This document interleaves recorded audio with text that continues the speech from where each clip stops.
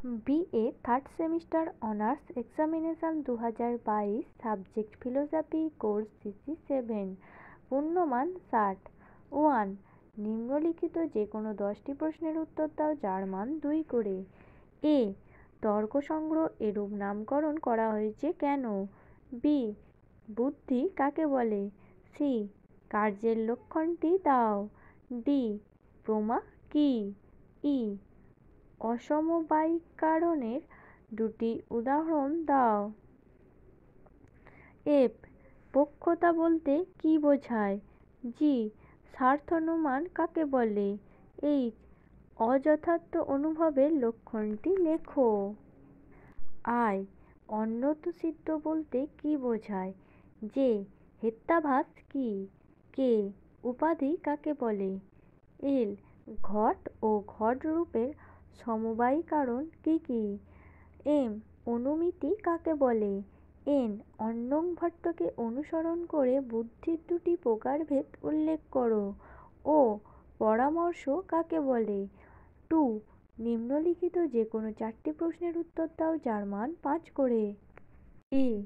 অর্ণব ভট্টকে অনুসরণ করে কারণের লক্ষণে প্রদত্ত নিয়ত ও পূর্ববর্তী এই পদগুলির তাৎপর্য ব্যাখ্যা করো। B. সংযুক্ত সমবায় ও সংযুক্ত সমবেত সমবায় সন্নিকর্ষের মধ্যে পার্থক্য উদাহরণসহ নির্দেশ করো। C. একটি উদাহরণসহ অনুব্যবসায় জ্ঞান ব্যাখ্যা করো। D. কেবল ব্যতিরেকী লিঙ্গ উদাহরণসহ ব্যাখ্যা করো। E. নির্বিকল্পক ও সবিকল্পক প্রত্যক্ষের মধ্যে পার্থক্য করো। F. বিরুদ্ধ হেত্যাভাস উদাহরণসহ ব্যাখ্যা করো। 3. নিম্নলিখিত যে কোনো 2টি প্রশ্নের উত্তর দাও যার মান 10 করে। A. অর্ণব ভট্ট প্রদত্ত ব্যাপ্তির লক্ষণ উল্লেখ করো। ব্যাপ্তিকে কিভাবে প্রতিষ্ঠা করা যায় দীপিকা অনুযায়ী উত্তর দাও। B.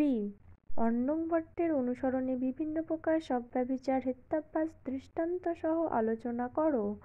এরা কিভাবে অনুমিতিকে বাধা দেয়? C. স্মৃতির লক্ষণ কি? লক্ষণাত্মক সংস্কার মাত্র এবং জ্ঞান পদগুলির তাৎপর্য ব্যাখ্যা করো। D. অর্ণব ভট্ট প্রদত্ত উপমিতির লক্ষণটি উপযুক্ত উদাহরণসহ ব্যাখ্যা করো। যদি তোমাদের আরও অন্য কোনো সেমিস্টারের কোয়েশ্চেন পেপার দরকার হয় তাহলে আমাদের কমেন্টের মাধ্যমে জানাতে পারো। ধন্যবাদ সবাইকে। Junior education.